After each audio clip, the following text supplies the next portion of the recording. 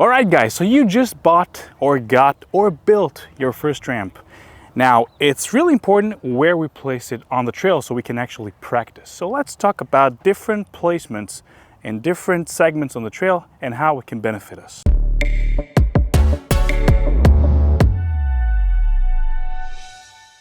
At first, we want to start getting comfortable to the ramp, getting to know it, how it feels, the speed we need to be carrying. So the best place to start is on a flat surface, just like we have here. Having the ramp in a flat surface allows us to control the speed that we carry towards the ramp. So it really allows you to choose and get the feeling of what speed is best for this certain ramp. Also, we have the landing area, which is sterile and free of obstacles, which also allows you to make mistakes on the landing, but still go out safely. Now, the ideal thing for a jump is to be landing in a slope because it absorbs the landing. It allows the jump to be a lot smoother. So we can start placing the ramp close to a slope of our choosing.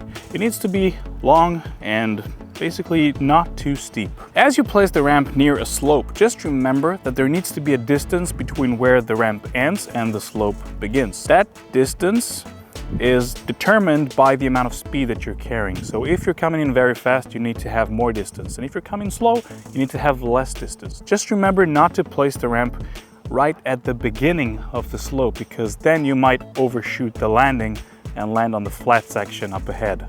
Another setup that we can use is the step up.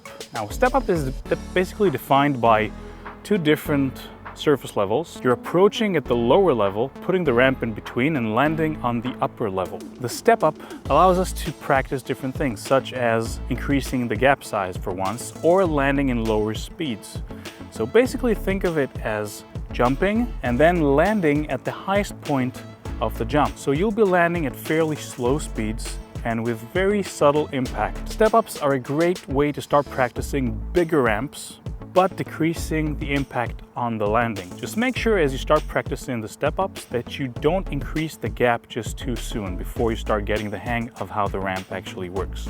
We've gone over 3 different jumping setups, or where to place the ramp setup. The first one was on flat surface. Flat surface allows you to utilize a pretty much smaller ramp, work on how fast you approach the ramp, how you initiate the jump, and have safe and controlled environment landings. The next part was jumping into a slope. We've talked about the distance the ramp should be from the slope, depending on how fast you approach and how high the jump is. That will determine the amount of airtime and distance you have between the two. The slope, again, really helps you absorb that landing so you can go into bigger jumps. And step-ups. Step-ups is a great way to practice, again, going into bigger jumps and maybe even starting to build gaps. By taking the ramp back from the step up, from the different surfaces, you can actually create gaps, or you can just put them both together and practice coming into bigger ramps, getting more airtime, but still landing in a fairly slow speed